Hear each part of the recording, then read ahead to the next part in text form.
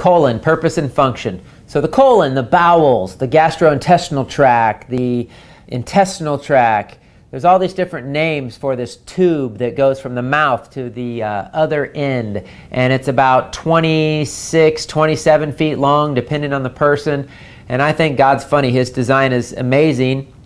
And we have this system of delivering nutrition to the body and assimilating nutrients through swallowing food as it passes through this intestinal tract, and then eliminating the waste.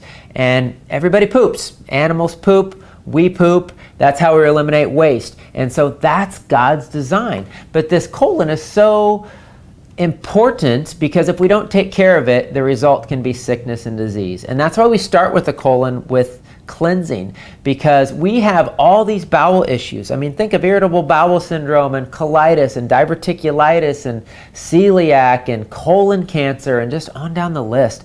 I mean, we are damaging our bodies and our colons, and we've been doing it throughout the generations, but especially in the last 5 generations or so, as we've chosen processed foods that destroy the colon. We've used pharmaceutical drugs that damage the gut and the colon. And this body, this colon that's supposed to be like this little energy factory that's supposed to break down waste. I call it like a compost bin.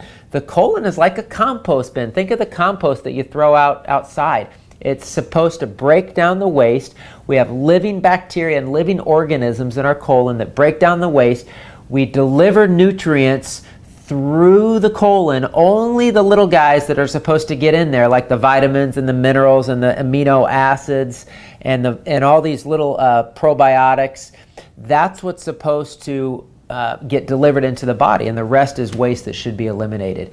And so it's crucially important we care for the colon. It's crucially important that we eat the right foods. I mean, think about it. This is just this one tube. It's this closed loop system. So how does it get damaged?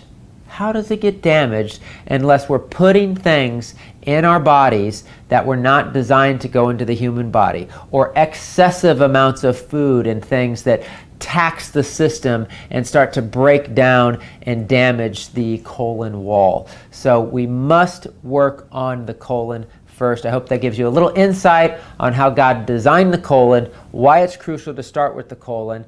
And let me just touch real quick on enemas, because I know it's not everybody's favorite to do enemas. It seems weird to put something in that end of our body to cleanse and heal our bodies. But the reality is we need it today. Every culture throughout history cleansed, and they did enemas, and they wrote about it, and they used it for healing.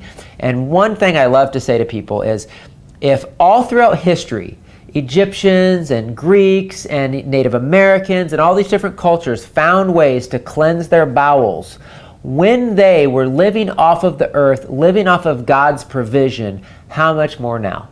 We're not barely living off the earth off of God's provision. We're eating mostly processed foods and man-made foods and pharmaceutical drugs. We're putting so many things in that are damaging to the body and the colon. We need to cleanse more today than ever before. And it starts with our colon. Because when our colon's open and cleared out, then that gives room for all the other things to filter out and leave the body. It's an open pathway for lymphatic waste to filter out of the body. It's an open path for liver congestion to filter out of the body. And so it really starts with this colon. So may you take care of it well through this challenge.